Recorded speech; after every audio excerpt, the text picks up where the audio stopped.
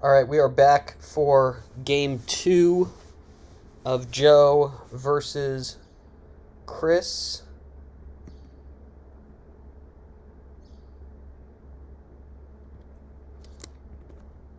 Joe's got There's Good in Him,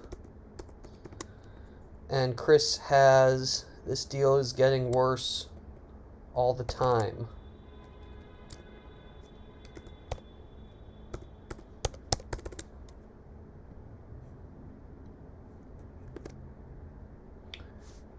And here we go.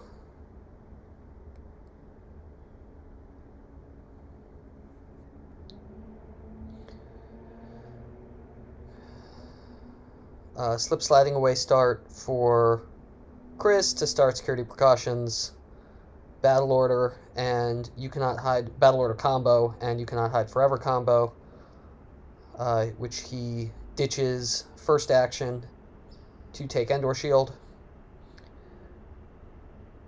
and starts Imperial Arrest Order combo with his objective. So he starts a lot of cards on the table, or a lot of effects on the table, I should say, as opposed to Joe, who starts one effect on the table. It's I Feel the Conflict deployed with his objective, and then he uses a 12-card start. So that he can do things like playing We Got a Grand Army on his opponent's first turn to take the Boss Nass Chambers into hand, get his activation going.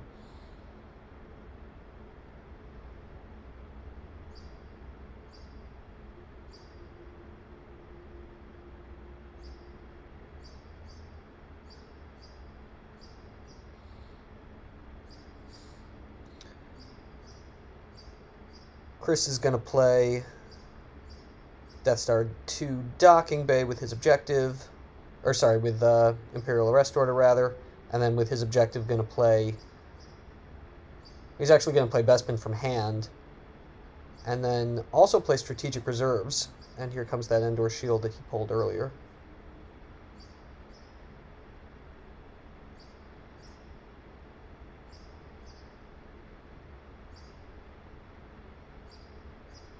Now he uses his objective.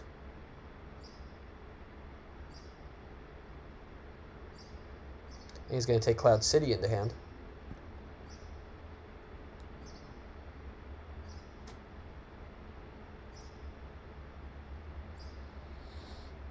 And we have a turn 1 free Executor. Chris is going to play the shield, so we are going to likely have a turn 1 2-force Executor. It is Executor. I'm trying to say it. It's just not natural for me. I'm sorry, but there it is.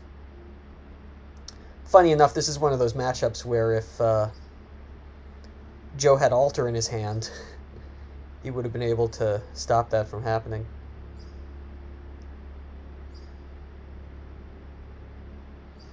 Endor Shield going to take Admiral Piet. We'll get Piet down aboard the Executor.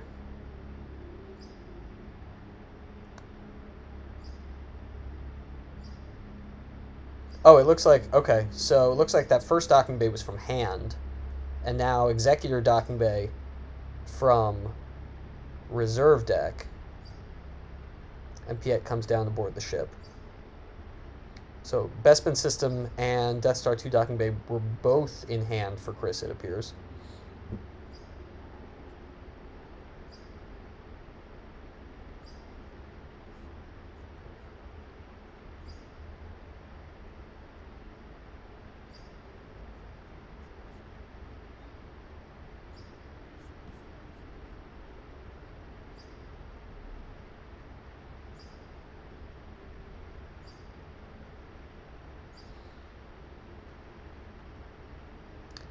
And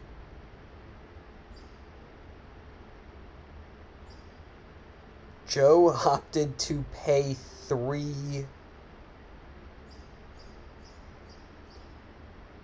Joe opted to pay 3 to drain at Chirpa's hut by accident, it appears. It looks like he didn't realize that Battle Plan was out, and he asks for a revert, and Chris gives it to him.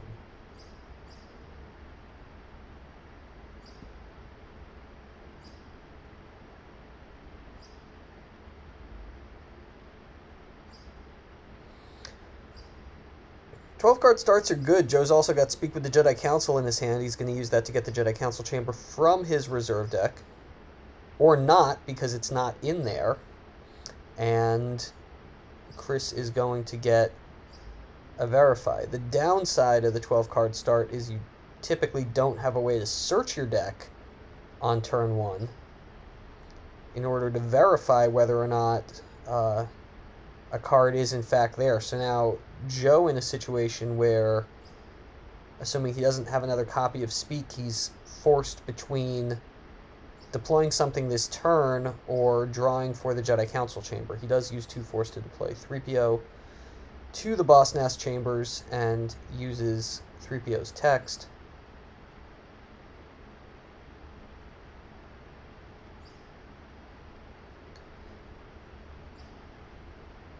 And now he moves Luke to the docking bay, and he will draw. As good as it is to have the Jedi Council Chamber out and get those 3 Force and not have a 0 floating in your reserve deck, TIGIH, as I like to call Chris's deck, is definitely a deck that gives you a lot of force to use. It's not a deck that chokes the light side player. Joe already getting 4 Force from Chris, and that number is likely to increase as the game moves on. Joe draws up to 16 cards in hand.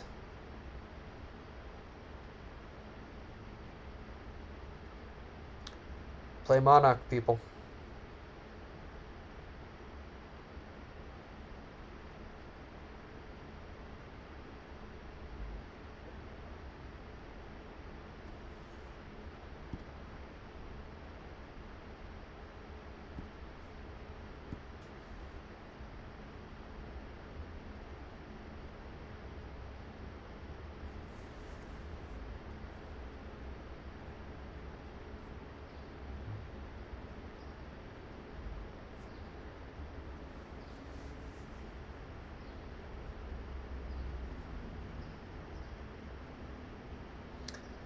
It looks like Chris whiffs on his objective pull.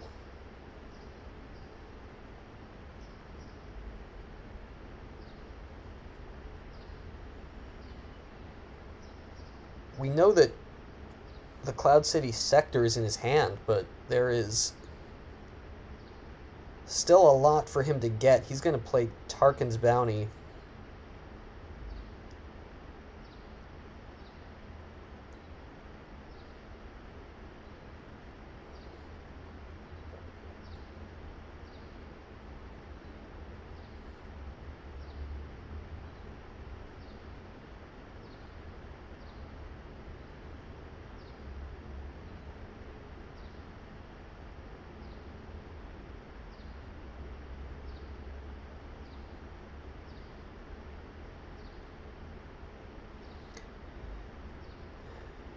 And going to play Vader down to the Endor landing platform, capture Luke, flip Joe's objective.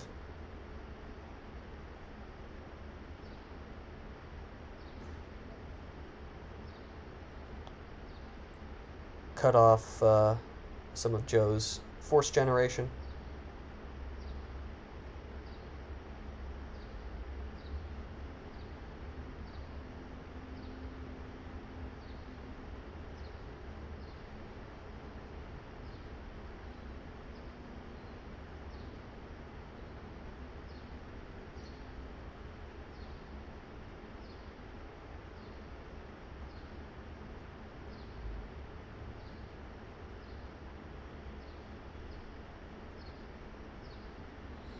And then probably wisely docking bay transit Vader over to the Executor.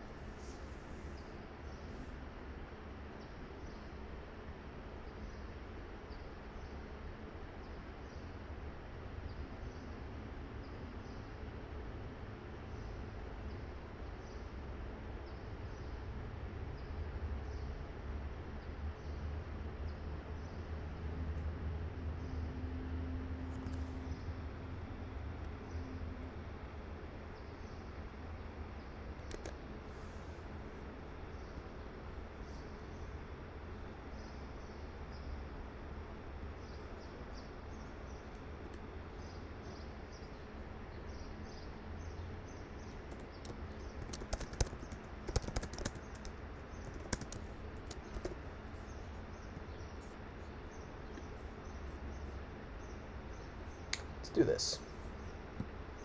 That's better, right?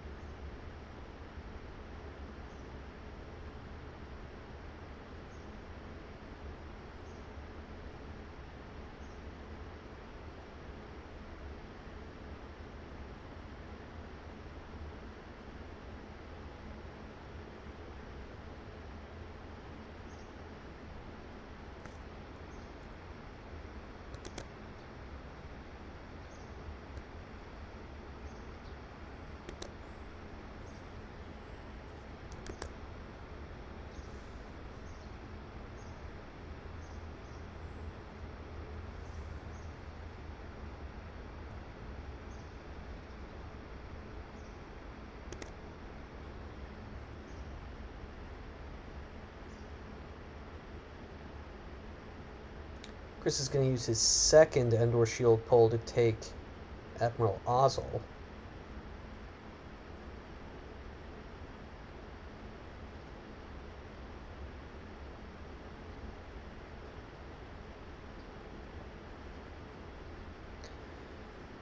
Joe's just going to lie in wait, saving force.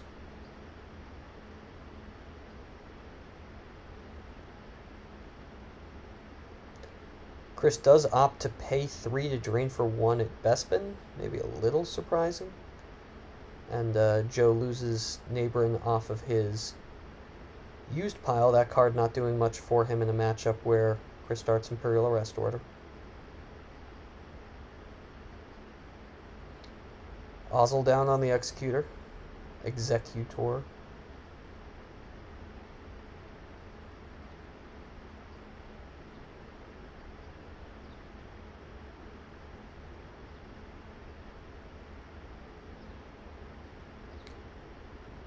And shuttles Vader aboard with Luke.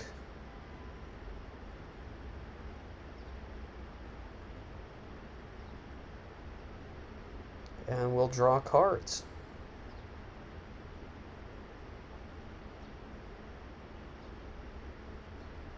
Plays Failure at the Cave, which is a relatively new defensive shield. And that is the Grimtash protection shield.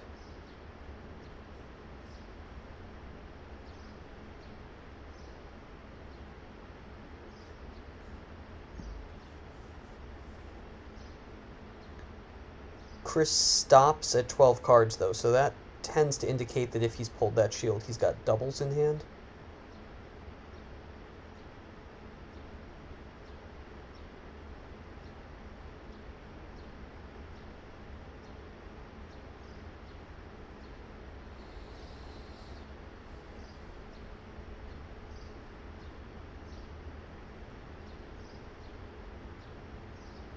I will say this, nobody has... I'm a pretty well-known Grimtash Monarch player, and nobody has ever pulled that shield against me.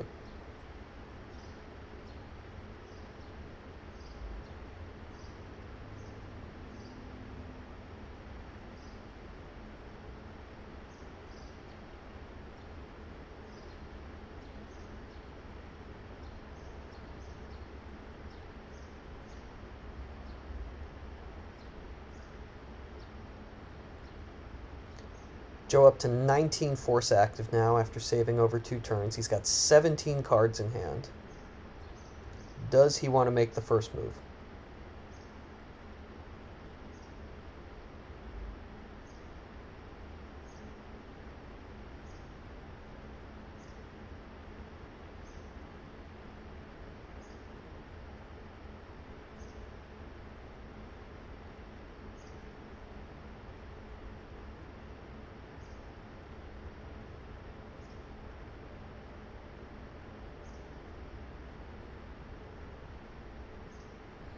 You would think that in this matchup the answer is no, but given that Chris is playing this very conservative as well.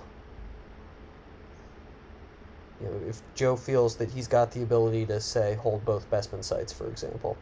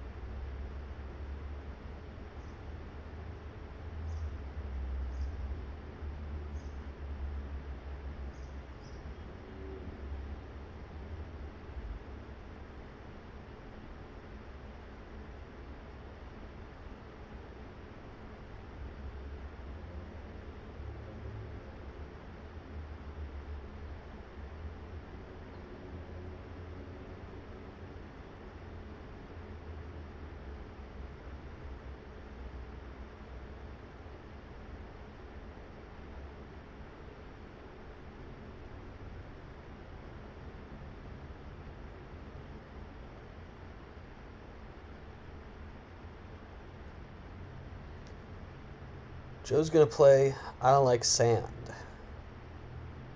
which is the new evac, and he stacks the Jedi Council Chamber and the 3PO puller.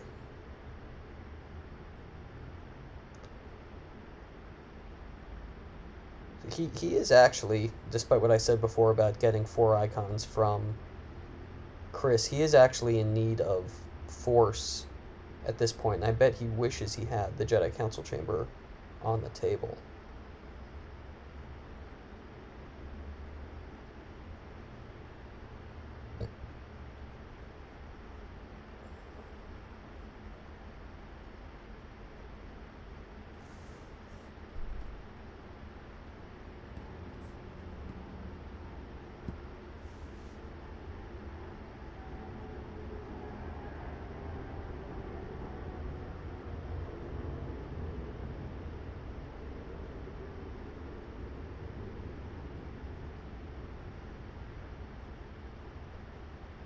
Joe taking a long time here to plan out this turn.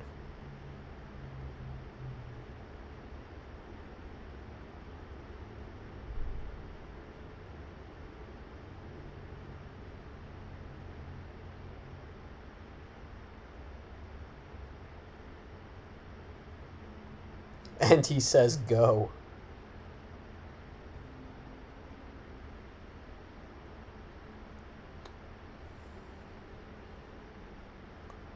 Doesn't draw anything, just says, I've got 19 Force, your move. Gonna 3PO though.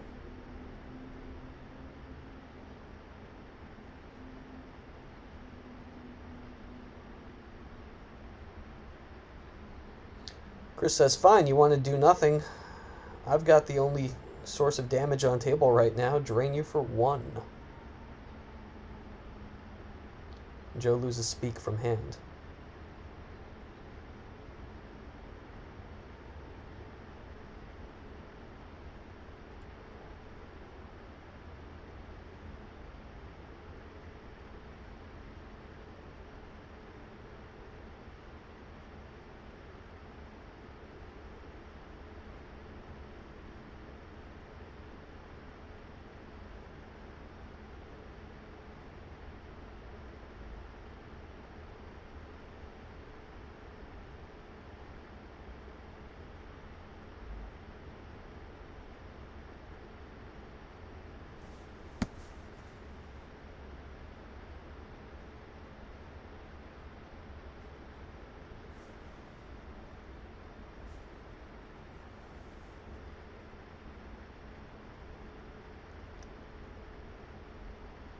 Chris now taking his time.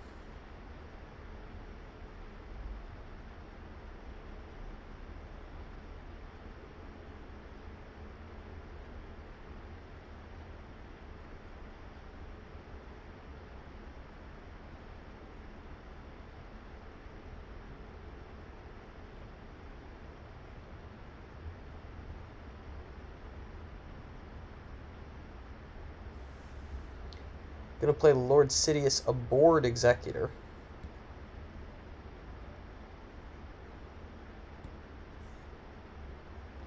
And I guess there's nothing wrong with, you know, Chris leveraging his force to deploy all of his characters aboard the ship, assuming he doesn't think that Joe has a way to remove the ship. And then he'll be able to shuttle them down as he chooses, but just a good way to go about cycling his force. Joe, of course, doesn't have that option. He's now activated pretty much all of his life force. He's got 29 active. And he will need to deploy characters before being able to cycle that force back. He does go with EPP Qui-Gon down to the plaza.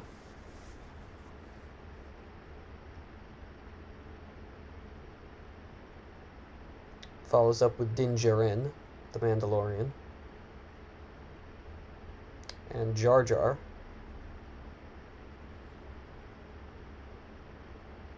And EPP Rey. Got 8 force left. Anyone else?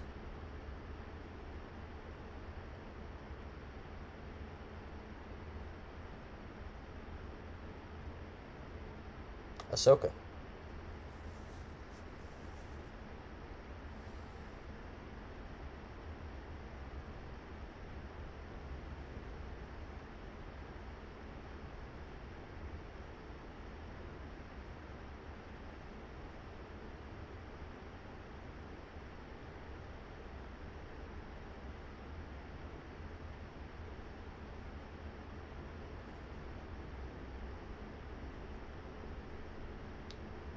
Hey, design team. What was that we said about Doomstacks? Good job with that.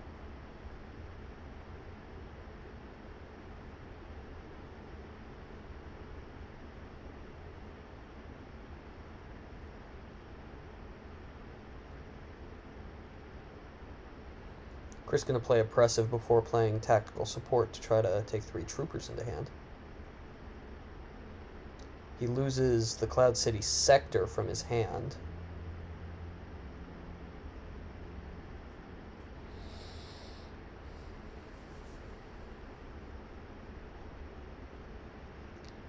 And he's going to take Davin Felth.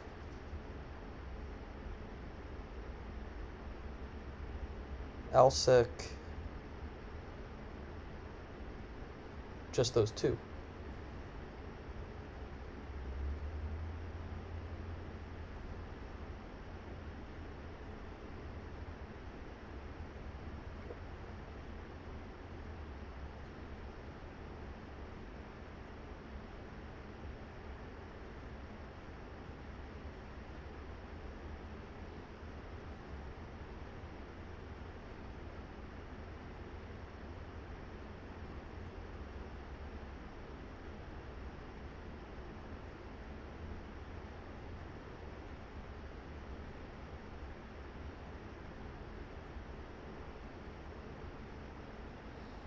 Chris is again going to pay 3 to drain for 1.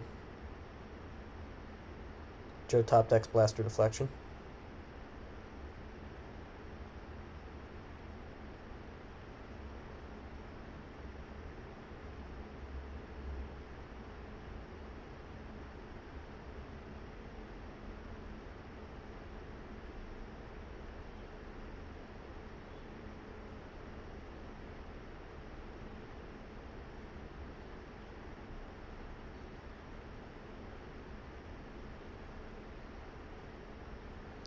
We see intensify the forward batteries. That's the Admiral's order that pumps the stats of the guys on the ground. Deploy -1, defense value +2, forfeit +1.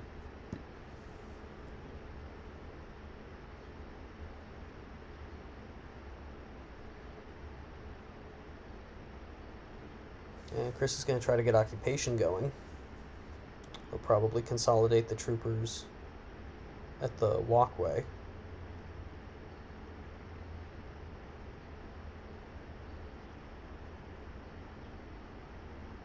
Does Joe have a free ride combo?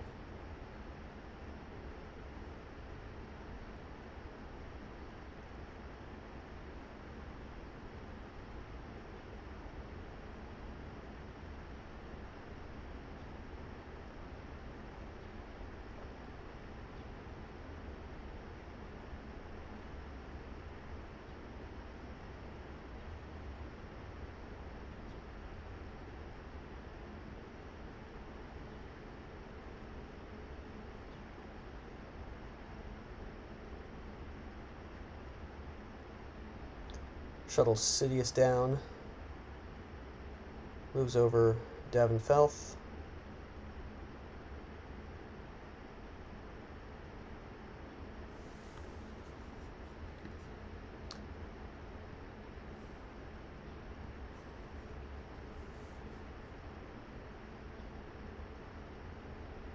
So as it stands right now, Joe can pay 3 to do 2 a turn.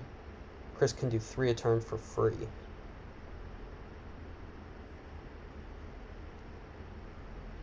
And remember that Chris also has strategic reserves on the table, so if he's got garrisons or other non-unique troopers, he can cancel that force drain.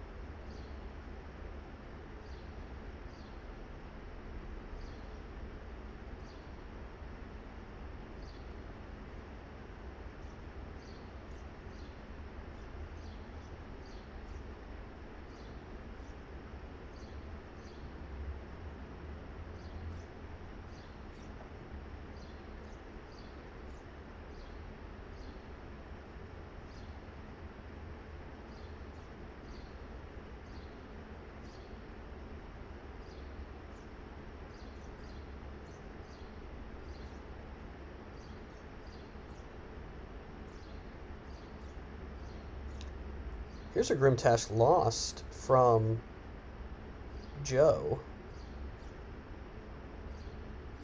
Again, Chris has the shield out, so he can save a couple of his doubles. See how Chris decides to play this. The unfortunate thing is I don't think that... Or no, we will be able to see in chat what Chris has in his hand. Trooper Assault, Stormtrooper Force Push, Stormtrooper Cadet, Stormtrooper Patrol, Lord Sidious, they must never again leave the city, take evasive action, Dark Jedi Presence, Virtual EPP Maul, Barrack, and Sense. No doubles.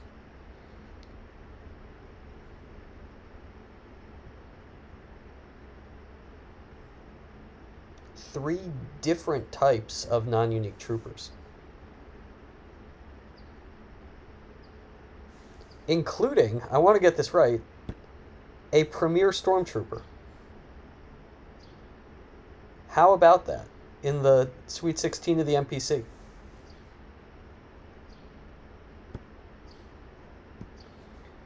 Joe's going to use 3 to drain for 2, which will be canceled with strategic reserves. And he opts to stack the Stormtrooper Patrol.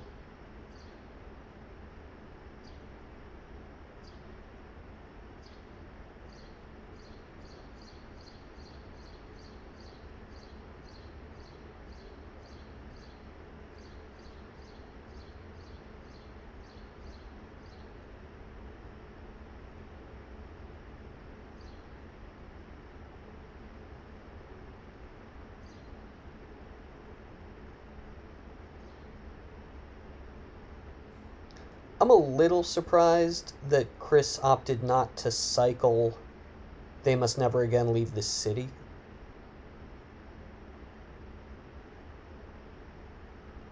It's possible he just didn't think of it.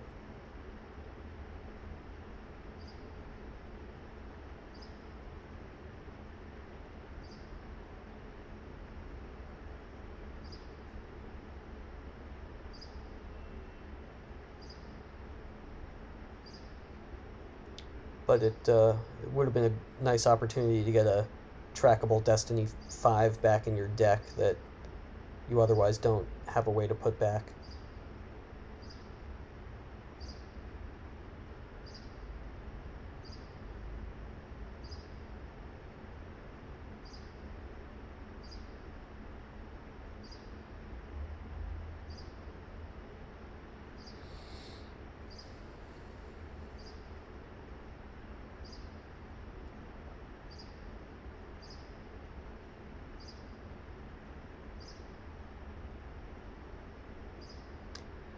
Not sure if Joe plays Alter for the strategic reserves. Not sure if Joe plays Free Ride combo.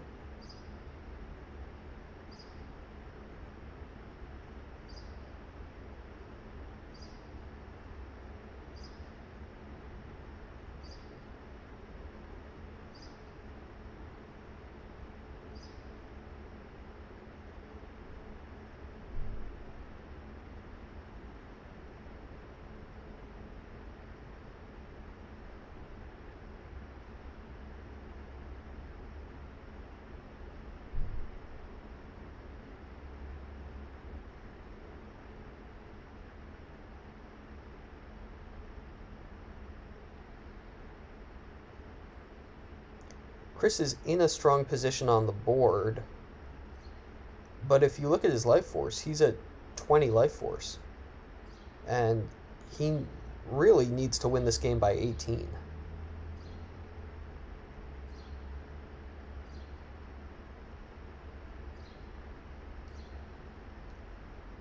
Joe won the first game by 17 with a huge loss pile differential.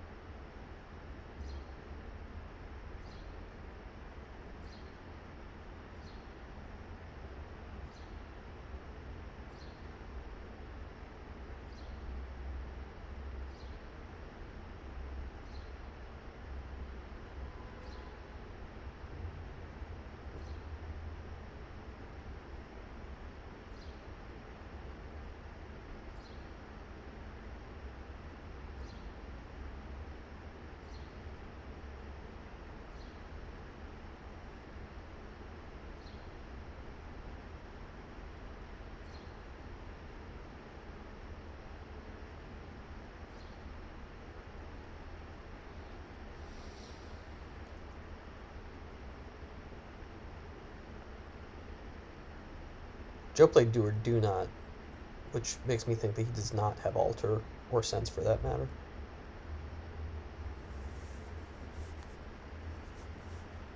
We know that Chris has a Sense in his hand.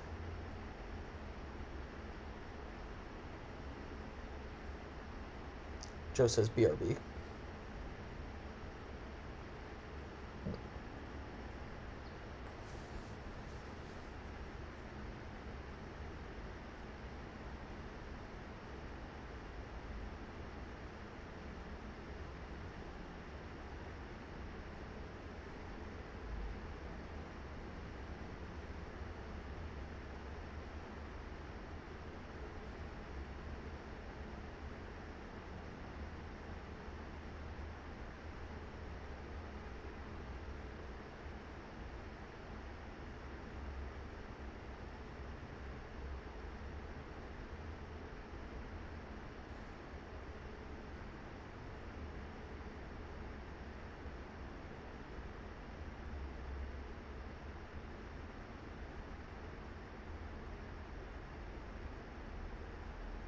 Alright, Joe's back.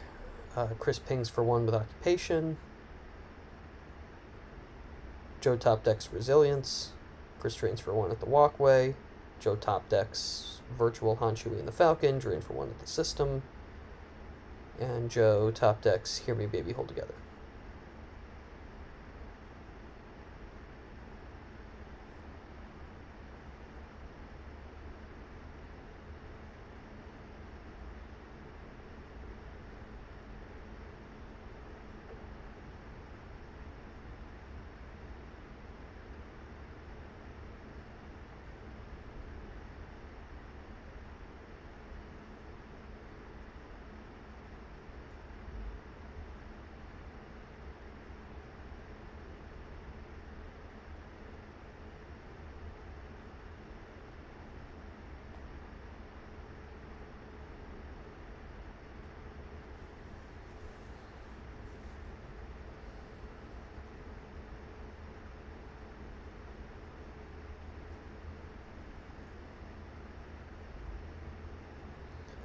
So EPP Maul coming down to join the stack on Cloud City. 2 Dark Jedi there now.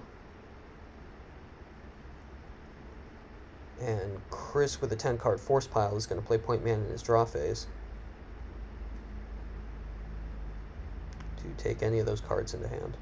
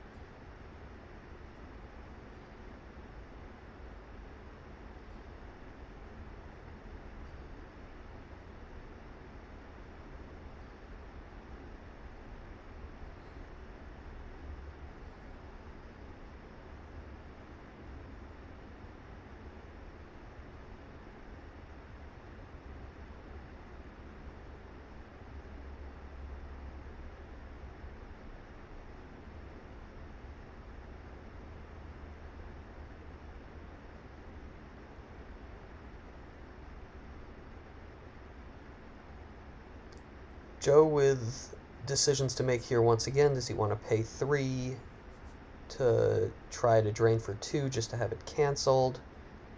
He's now facing down 4 damage a turn.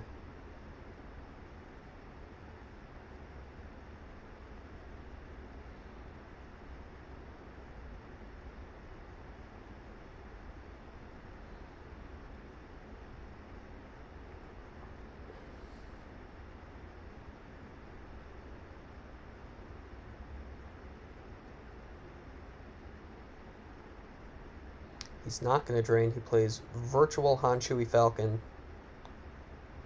to Bespin.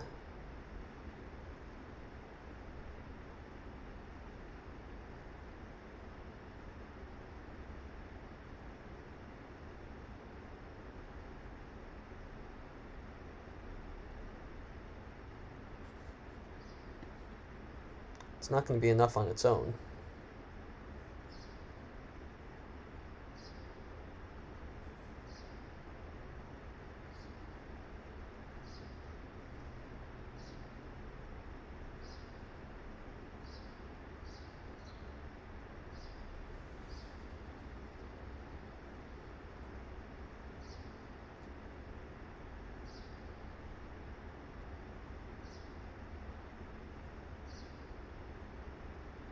Puts Hera aboard.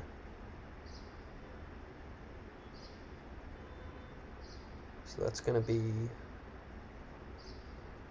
2 Destiny plus 1 to power.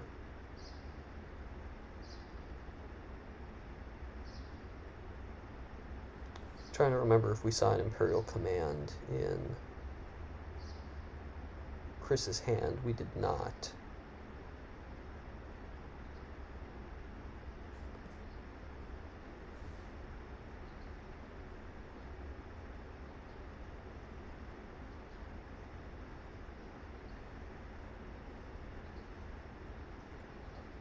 Joe 3POs.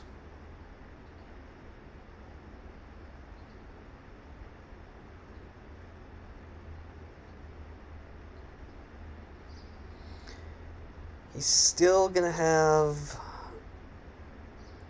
He's not gonna crack Executor's immunity.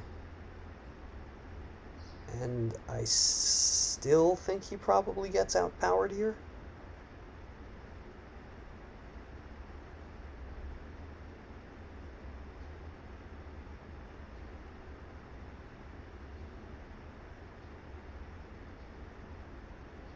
Power Destiny's a 5. It's possible Joe set up his Destinies for this. He's got maybe double 6s here or something. Yeah, there's one.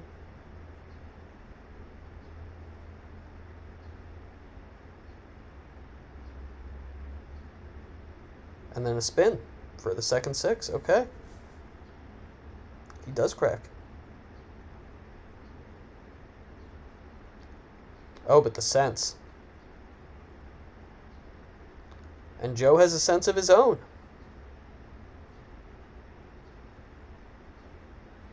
So Joe plays Do or Do Not despite having his own sense.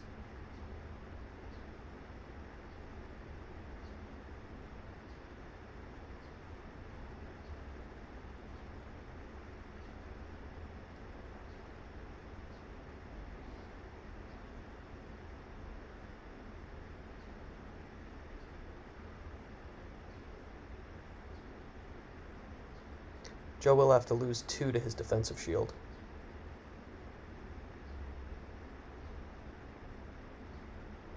Loses LSJK and EPPOB off the top.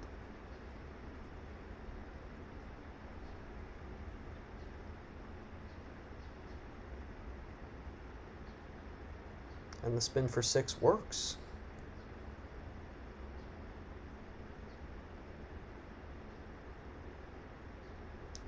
Chris draws a 3.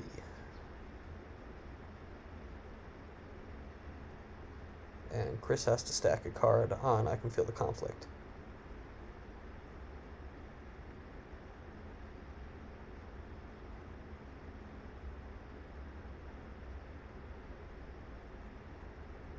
Now this being said, it's not going to clear the ship.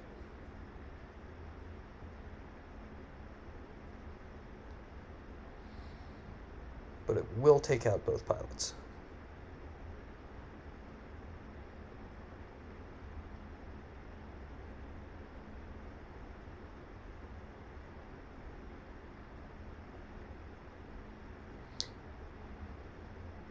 Great battle there from Joe. Very well done.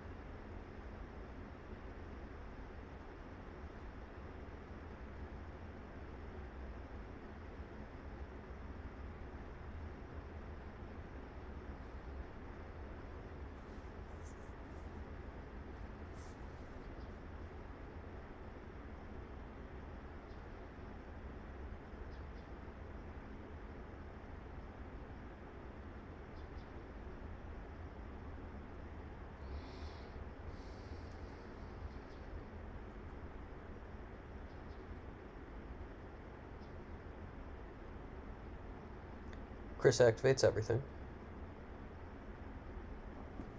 He's going to be able to drain for 2 and ping for 1.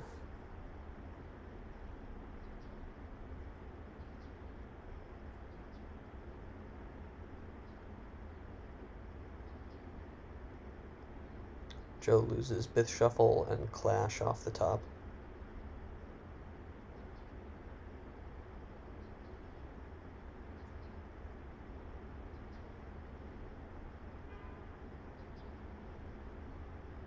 And loses Ray off the top. He's got an 8-card hand and he wants it to stay that way.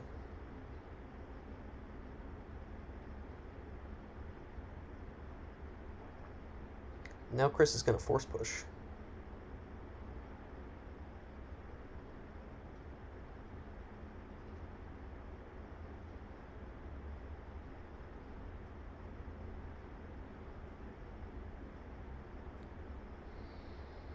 finds something along the lines of Imperial Command. He can shuttle Ozzel back up to the Executor. Try to do a battle in space where he limits Joe to one destiny, although at this point probably still getting overpowered. Looks like he found Phasma.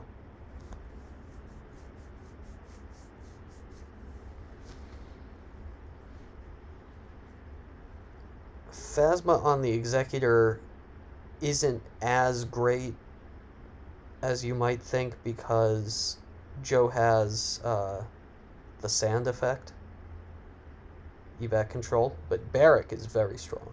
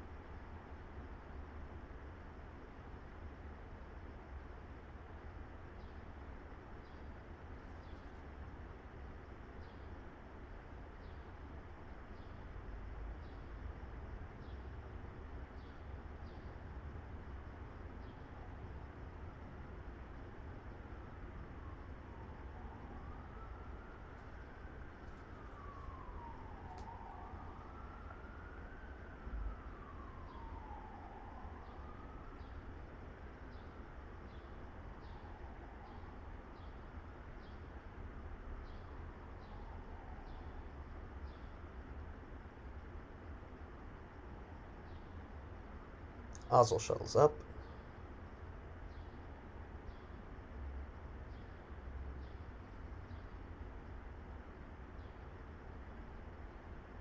Alsic shuttles up as well.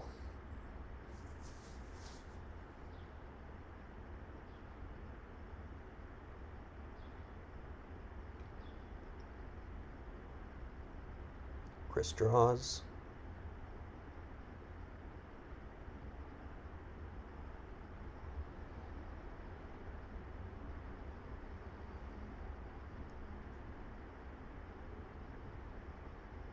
Draws another one. And again, now he's at 18. And he'll stop there. He can't go below... Or he can go below 18, but he can't finish the game below 18 life force if he wants to win this match.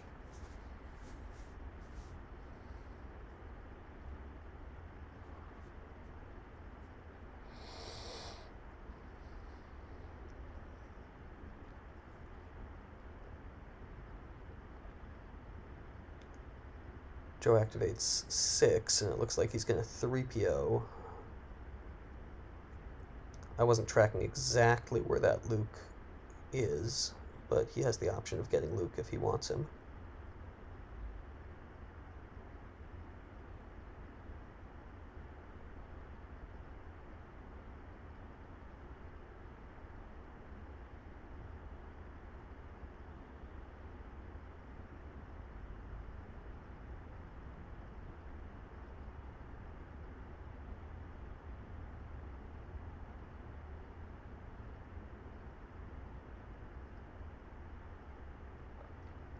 Joe gets to drain for free now, but another non-unique Imperial from Chris is going to cancel that.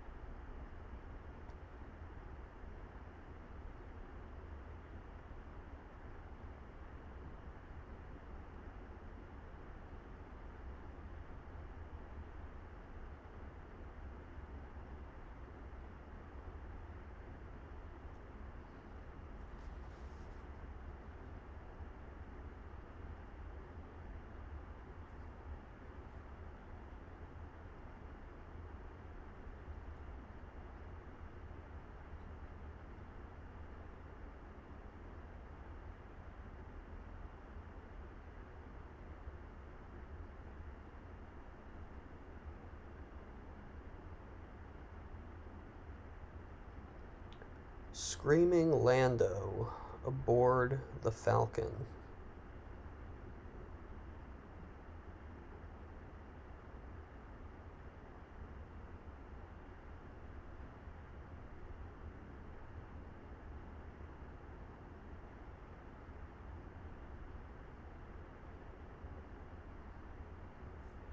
I believe the ship is now at full capacity. Yeah, 2 passengers.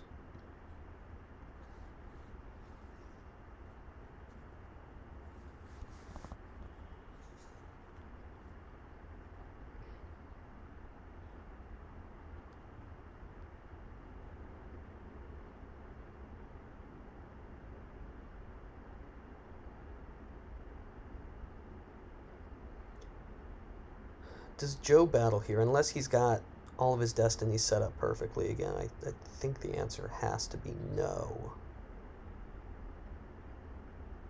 Because now Chris is drawing 2 battle destiny, so likely cracking Joe's immunity, and Chris is also using Barrick to subtract, which essentially negates the Lando.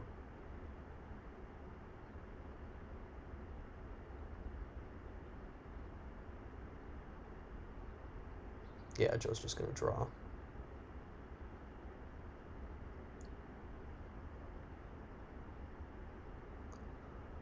A little surprised he didn't move over to block the drain. It would have cost 5 force, but even so.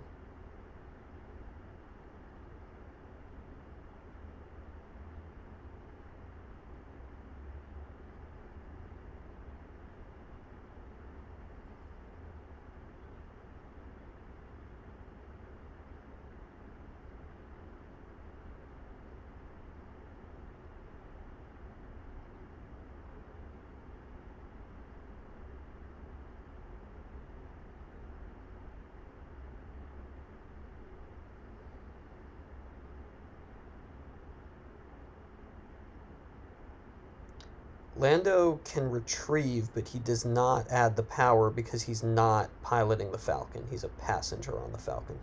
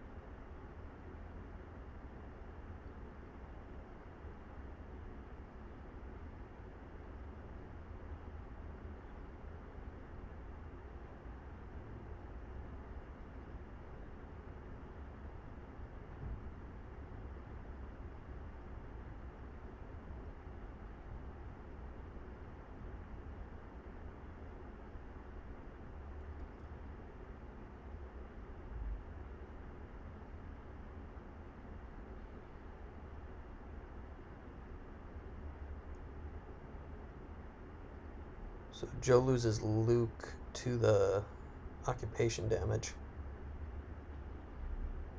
And then drain it 2 at the walkway, battle planes from hand.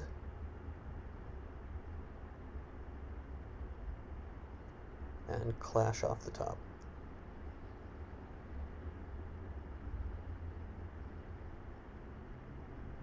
Chris activated everything, so he's not going to battle.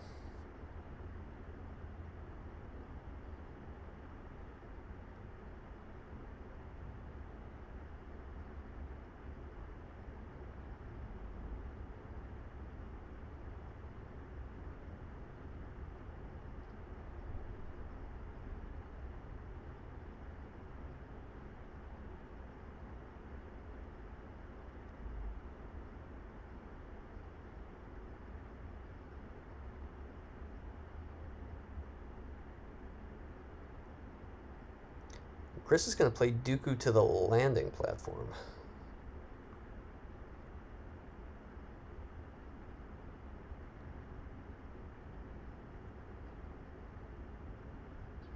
I think I might have wanted to either hold him or play him to Cloud City.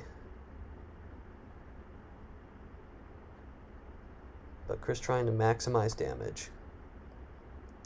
Puts the Stormtrooper Cadet down to the walkway. I believe he still has the non-unique Premier Stormtrooper in hand to cancel the next drain at the plaza. But after that, he's probably going to need a plan for soaking up the plaza damage, because he does not have a lot of force to give at this stage. He's got exactly 18 in life force. He needs all of it. Okay, Dooku's going to move over to the hut. I don't think that... Okay. That's a drain of 2.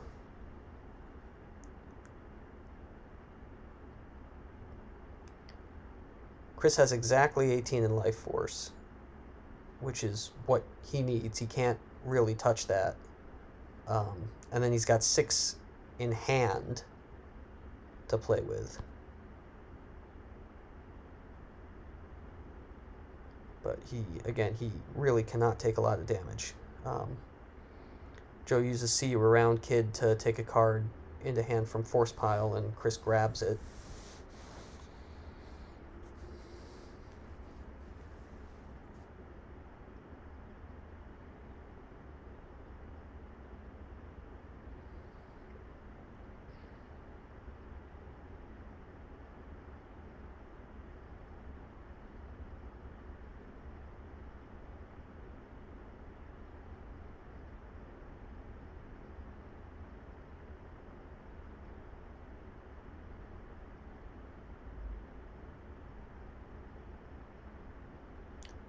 Chris passes the turn, doesn't draw anything, stays at 18 life force.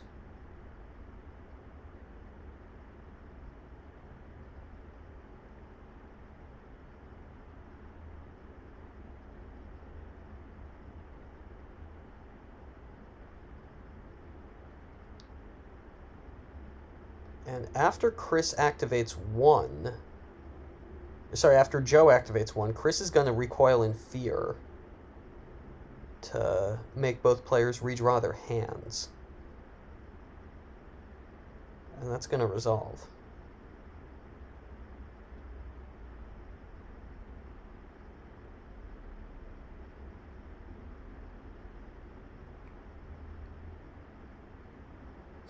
Joe says that sort of messed up my tracking, dude.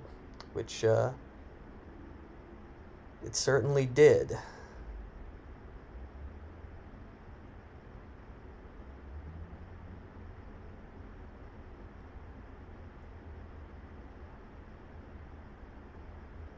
I can tell you, as someone who hates tracking, the most frustrating thing is when you spend so much, mental energy tracking a card or tracking a set of cards, and then your opponent just shuffles your deck.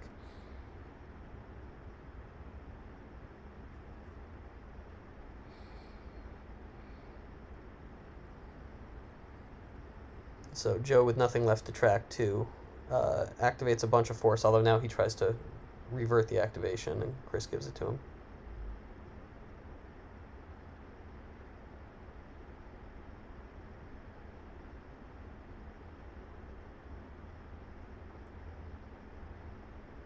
Activates one fewer.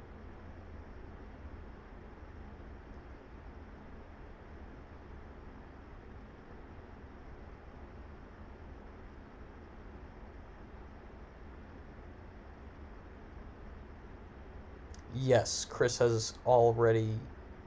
I believe Chris has already used Force Push. Yes.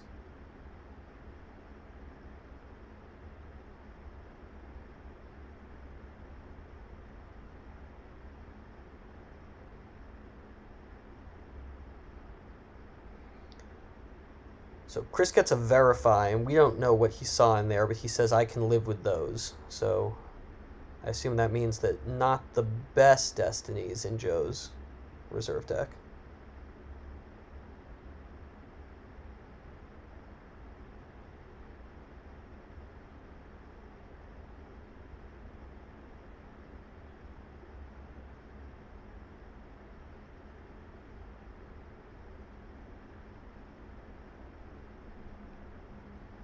Joe activates a few more. He's got 2 left in deck now.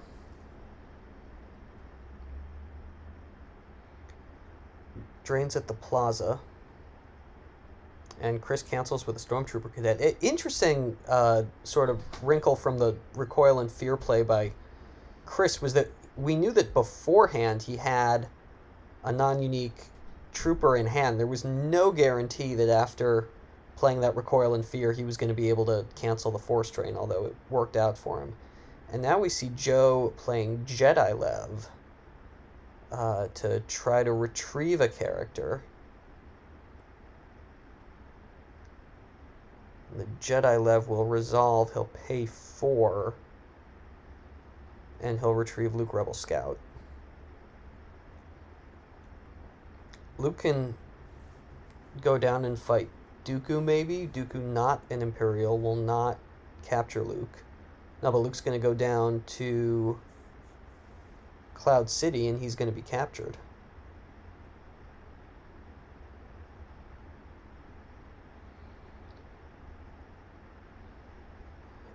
This is another way to do direct damage.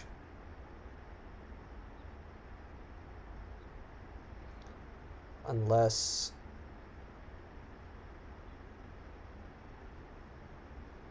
Chris has another Vader, which doesn't appear that he does.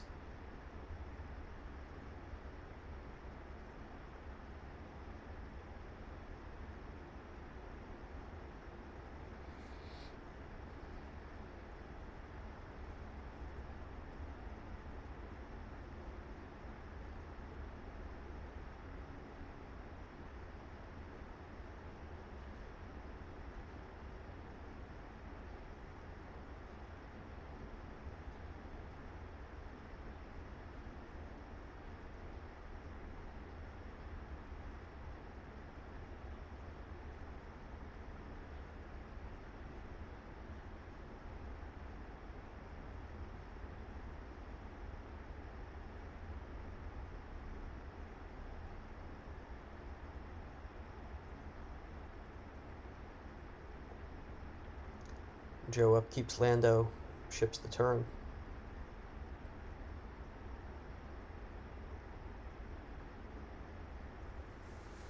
Chris again activates everything, no interest in fighting.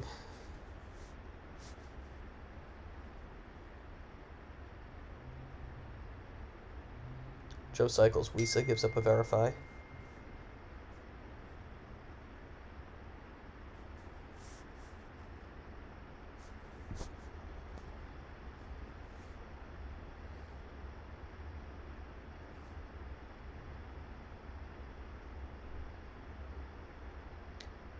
Now he's going to do 5 damage.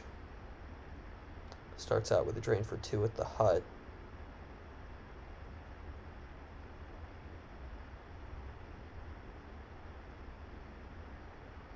Padme from hand, Anakin off the top.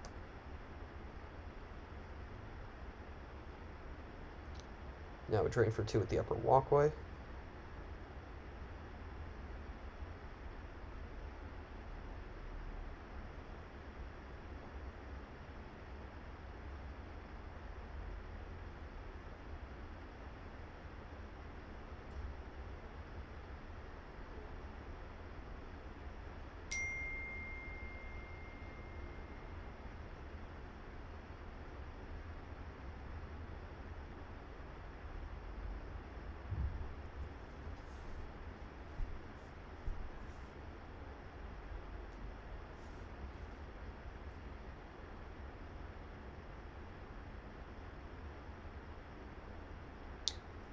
Loses Jedi Lev and Don't Tread on Me from hand to the walkway drain and Neighboring off the top. So, 4 cards in hand for Joe. But if you want to think about what really has to happen to decide this match, Chris has to make Joe lose another 17 cards before Joe makes Chris lose another 5.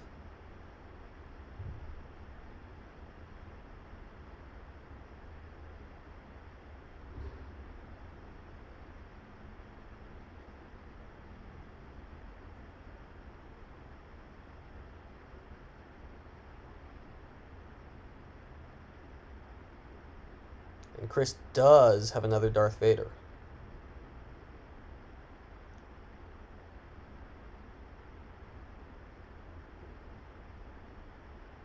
It goes down to the plaza where Joe's stack is. So Chris right now might be saying, all right, it's time for me to come over and meet you.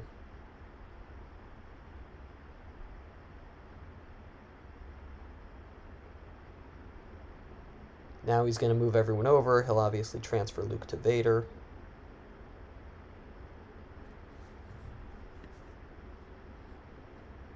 He will not have to lose the 2 ping damage.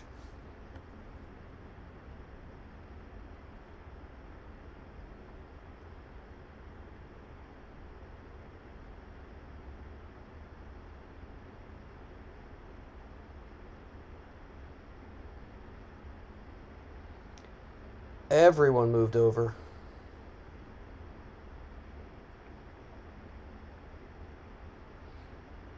Four cards in hand for Joe. Does have access to 3PO.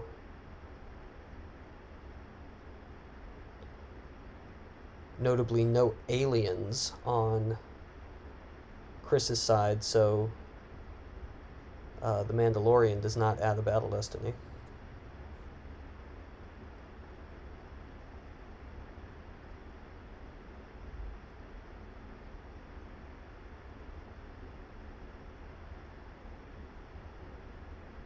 Qui-Gon does, though, because he is with Maul.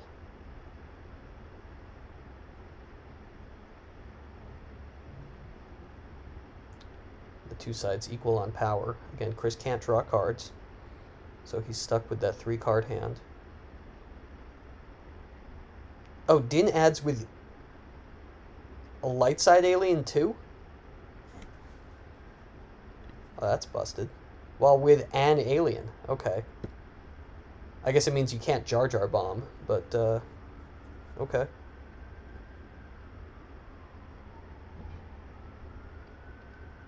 Vader can cancel someone's text also.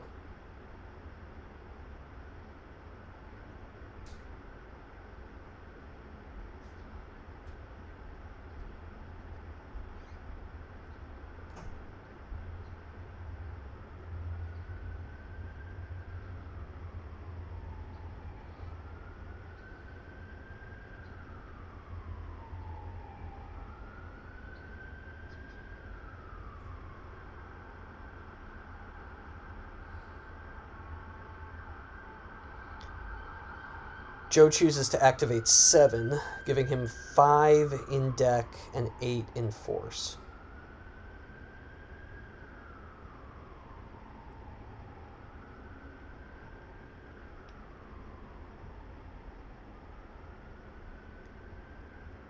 He needs to make Chris lose 4 cards from hand and life force.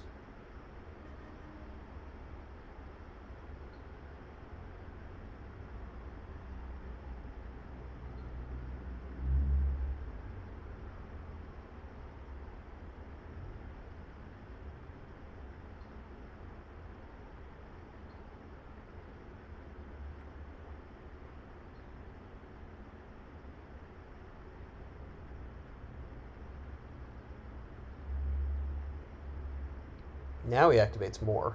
He's got only 2 saved.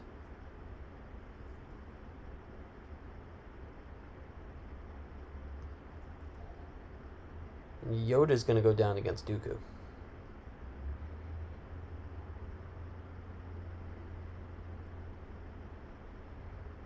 Along with EPP Leia. How about that one? Blast from the PDS2 format.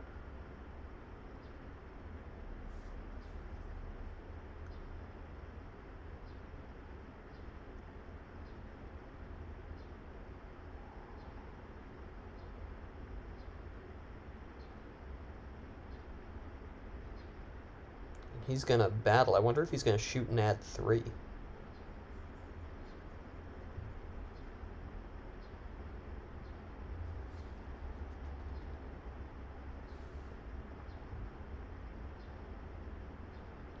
Nobody's got a 6 for battle destiny.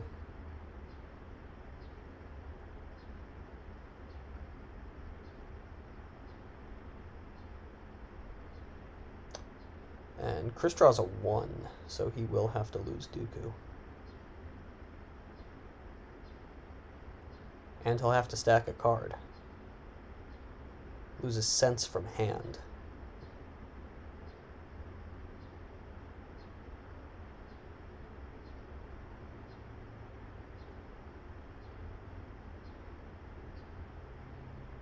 Strong play from Joe.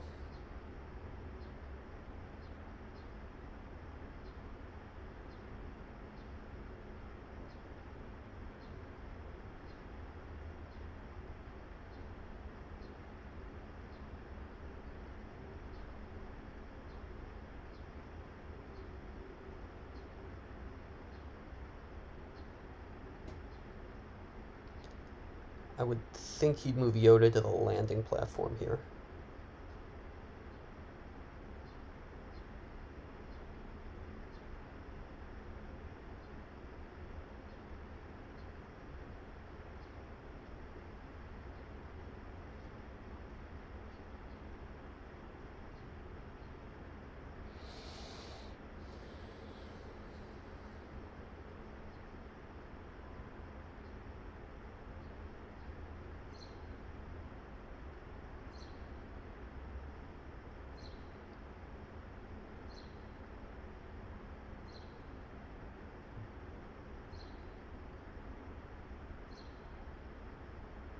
He does not.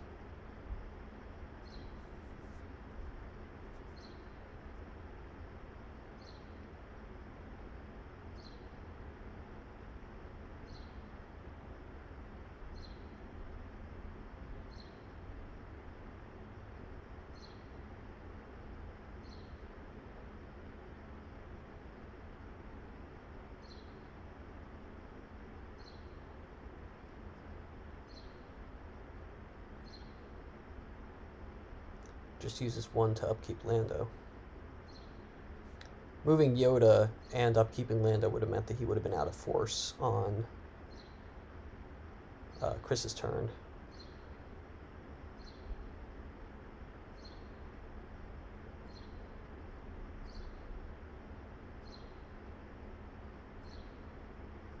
Joe still hasn't grabbed anything this game.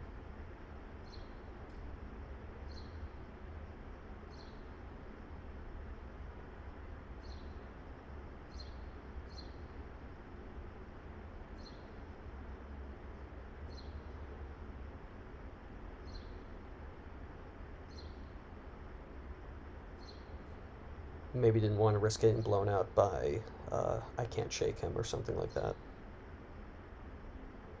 Always good to save a force. Oh, and sorry, Chris has first strike on table, so any interrupt that Joe might want to play during battle needs to save a force for.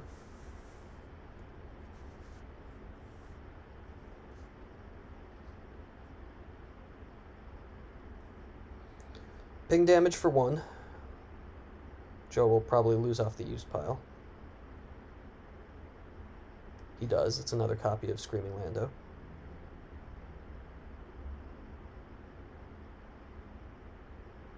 And Chris has his Downtown Plaza text now, so he's going to get to retrieve the Bespin Cloud City sector that he had lost earlier.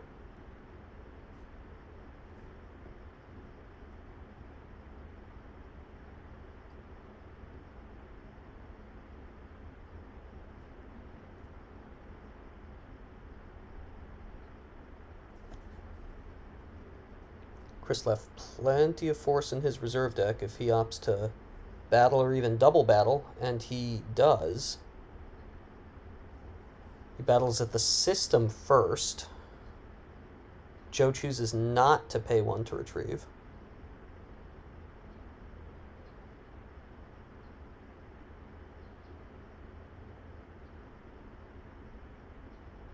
Does Joe want to use the sand effect? Probably not, and he doesn't.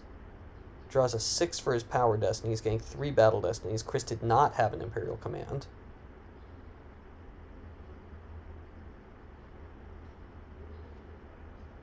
Chris's first battle destiny is a 5. Second one is a 3, so he cracks the immunity. And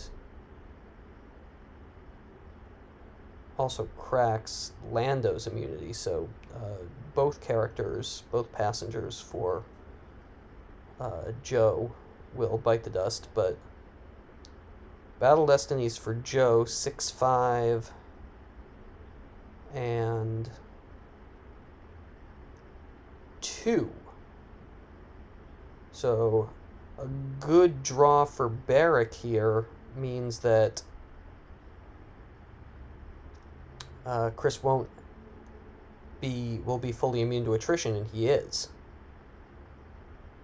Good battle for Chris. He wins the battle, doesn't have to lose to I Feel the Conflict, and doesn't have to lose anything from the battle location, and gets to retrieve a trooper with Phasma. There are no troopers in his lost pile.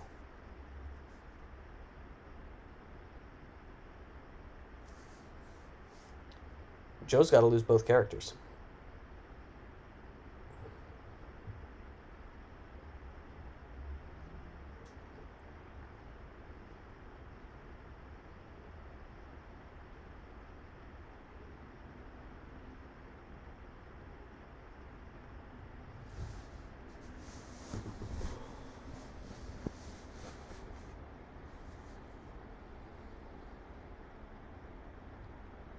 This one might be coming down to the wire.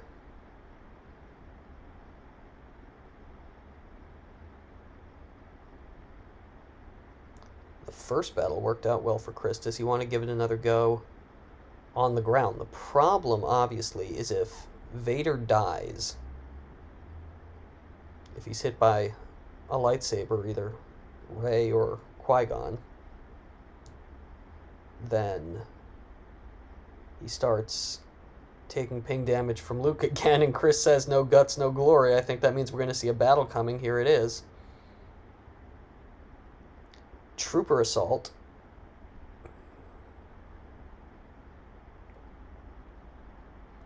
Does Joe want to grab it?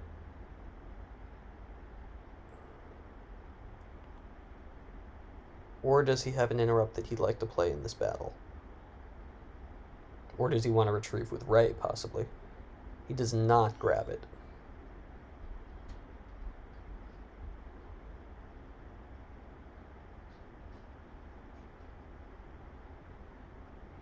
I don't think we've seen Vader use his text cancel yet this turn. If he did, I missed it. First thing we see is Dark Jedi presence targeting Sidious. And that is going to draw the use of the one force and the interrupt from Joe's hand. It is a sense. He senses the Dark Jedi presence. He is going to lose 3 force in the exchange, the sense plus 2.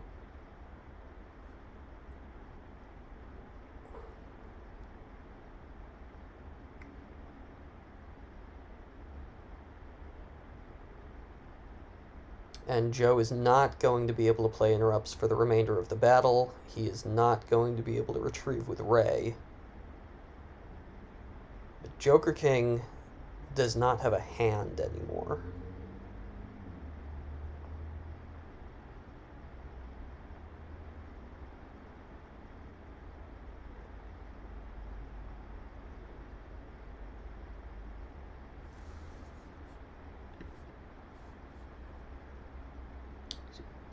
Din still has his text, and Jar Jar still has his text. So Vader has not been used. Qui-Gon's going to swing at Vader, draws 5. And 6, so that's a hit. And that's big.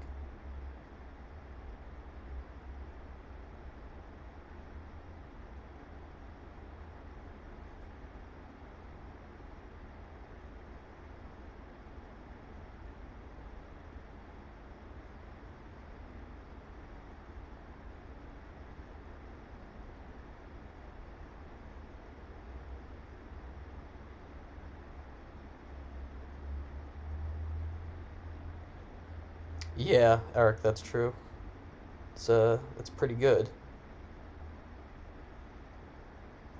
He tries to swing at Jar Jar with Maul. hits him.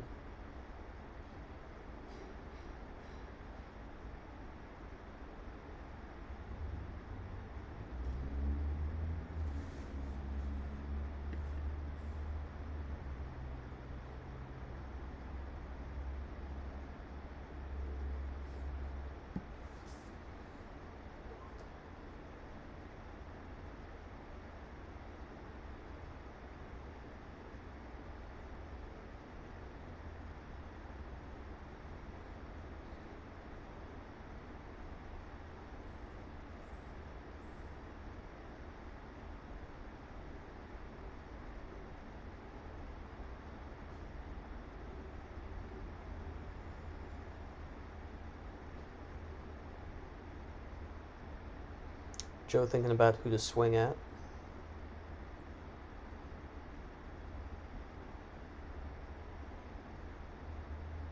Gonna swing at Maul.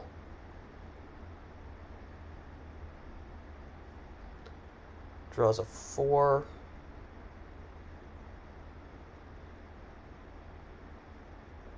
And a 5. Maul is hit.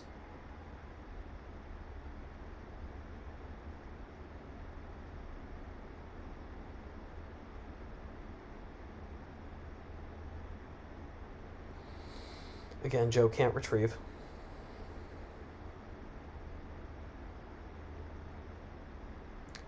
Vader is going to cancel Din's text. That will limit Joe to 2 destinies.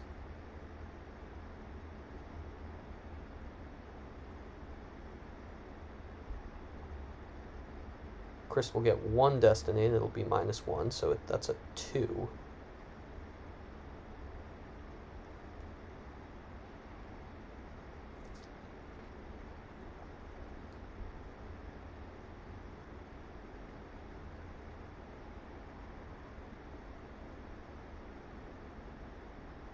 Joe draws 4 and 5.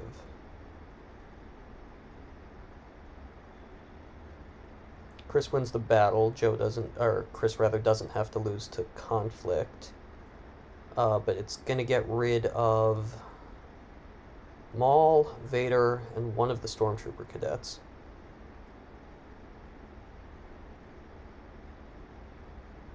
And Joe is going to lose Jar Jar and probably Din.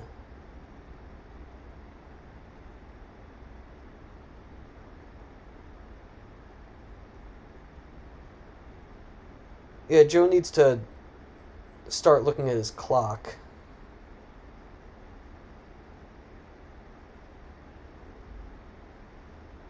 Sorry about the white noise, Charlie. I'm just... Maybe I'll plug in my headphones for the Elite 8. Joe's not really in any danger of timing out, I don't think, as long as he picks up the pace. If he's aware of it, he should be fine. If he's not aware of it, and it sneaks up on him, then that could be problematic. But as long as Joe's aware of his clock, I don't think he'll have a problem.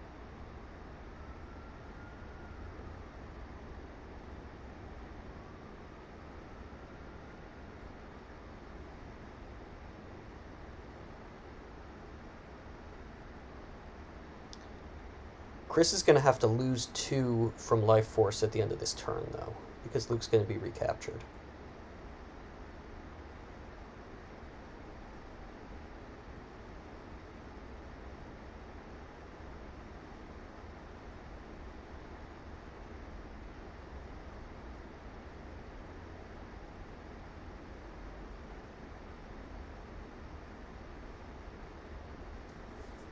And that direct damage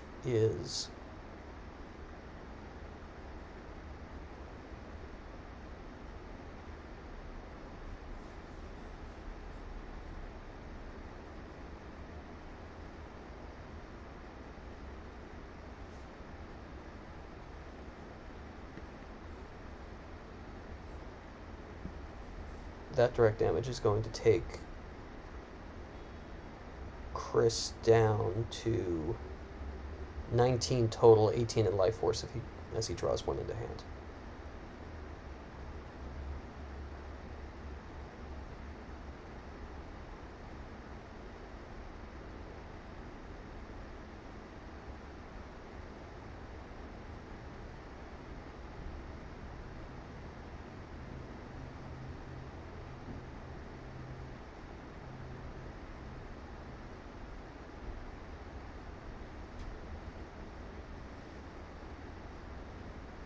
Charlie, I actually think some of the white noise is coming from my second laptop, which is right behind the one I'm using to stream, and which is a somewhat noisy laptop, so that might be it. I apologize.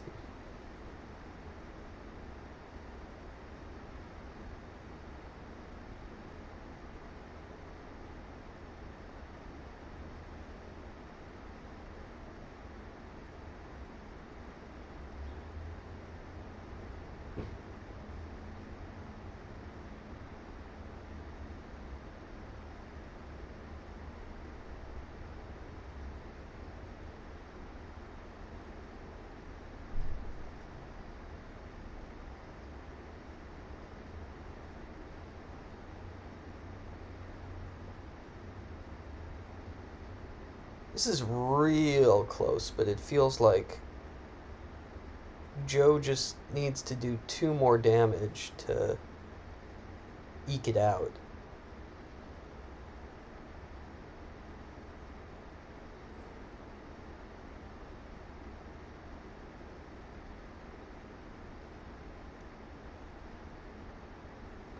Maybe 3 more if Chris finds a way to lose the Cloud City sector.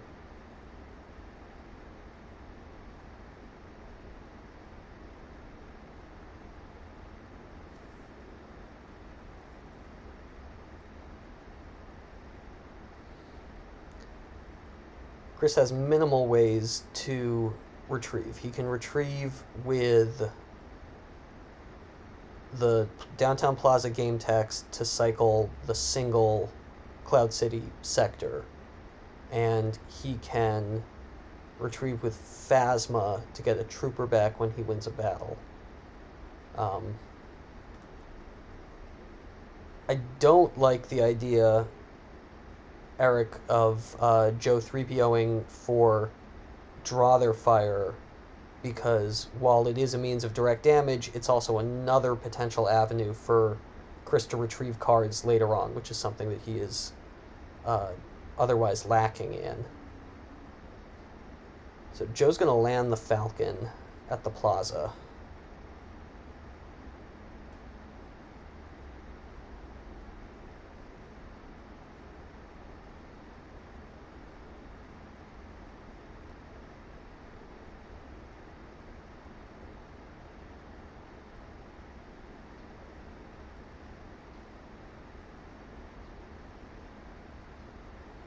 Chris pulls out Fanfare. Drains for 1. Joe top decks all wings, then he 3POs. And now we're going to see a ping for 1.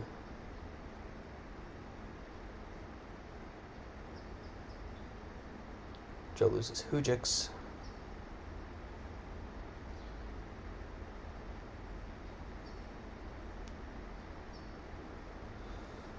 The question is, what is the 1 card in Chris's hand?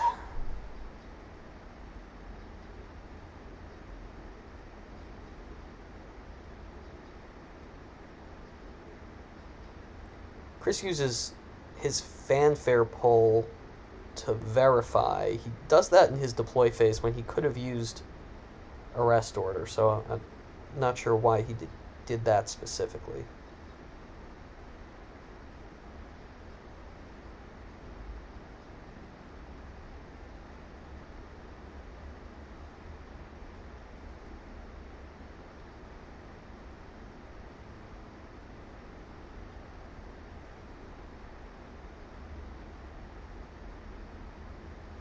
He initiates a battle.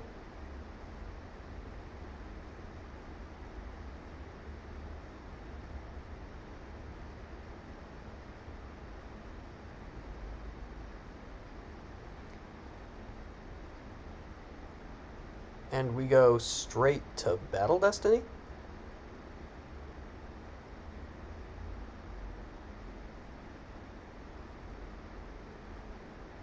I'm a little confused there.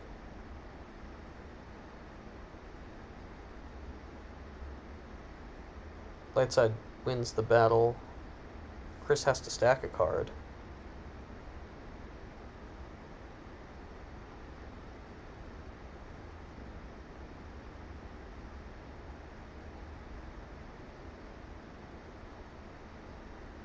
Joe says he's not swinging because of his clock. Oh, Joe's at 45 seconds.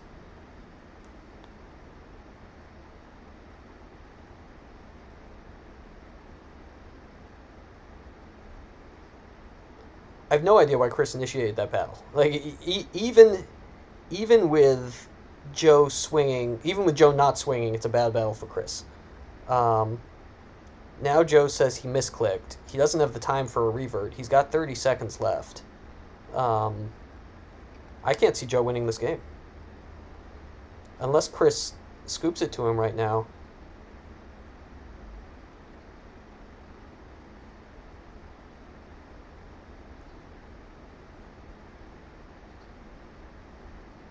Oh, so...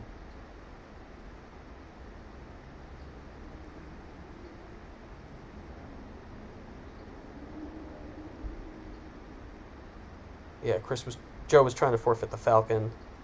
Chris says you can revert, but Joe doesn't have time to do that.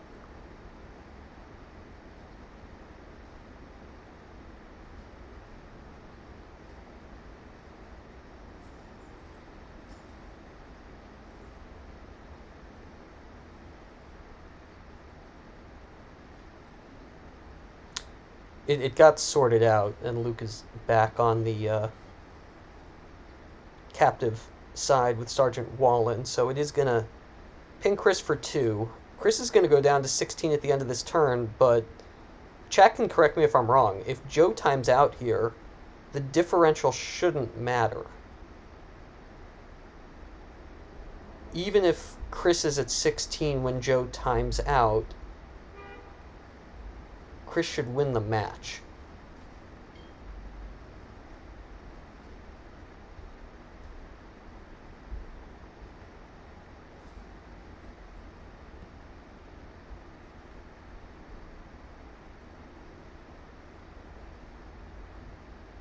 And I would ask Eric, Silver Glen, and Dan if you guys could exit the game.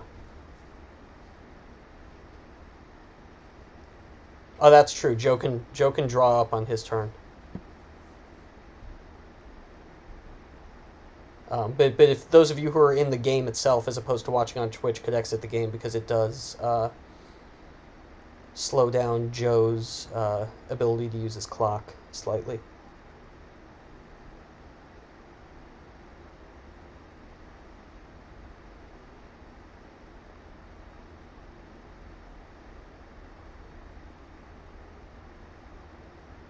Yeah, Chris is at 14. If Joe goes right to his draw phase and draws up here. No, he used force. He paid for battle plan.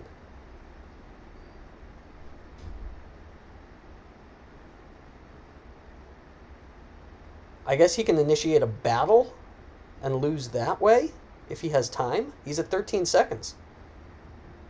He shuttles back up to space. Joe could have won the game there.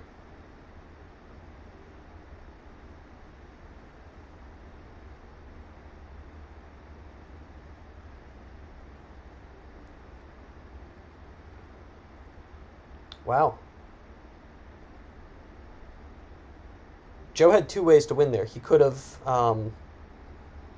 just done nothing and drawn up, or he could have initiated a battle, declined everything. He'd be down 8 even before Battle Destinies and just lost everything from deck. But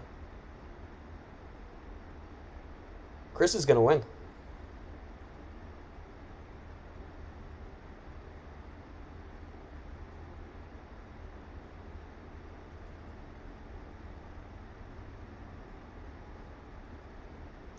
Two seconds, 1 second.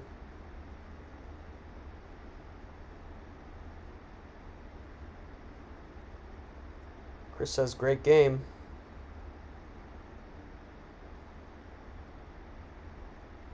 And Joe times out.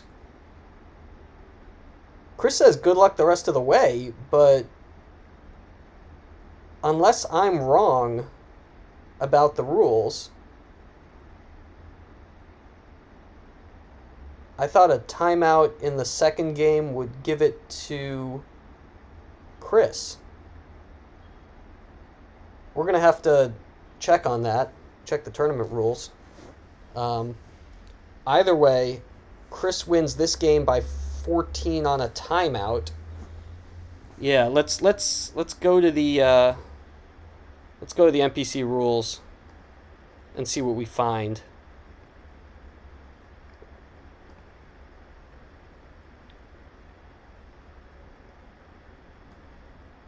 If your timer runs out, your opponent wins by the total number of cards they have remaining in hand and life force. So I guess Joe wins. I hate that rule.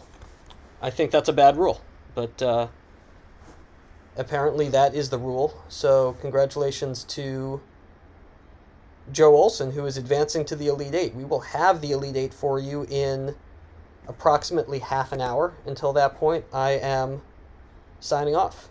And I will be back on this channel with live coverage of the Elite Eight at 1:30 Eastern Time.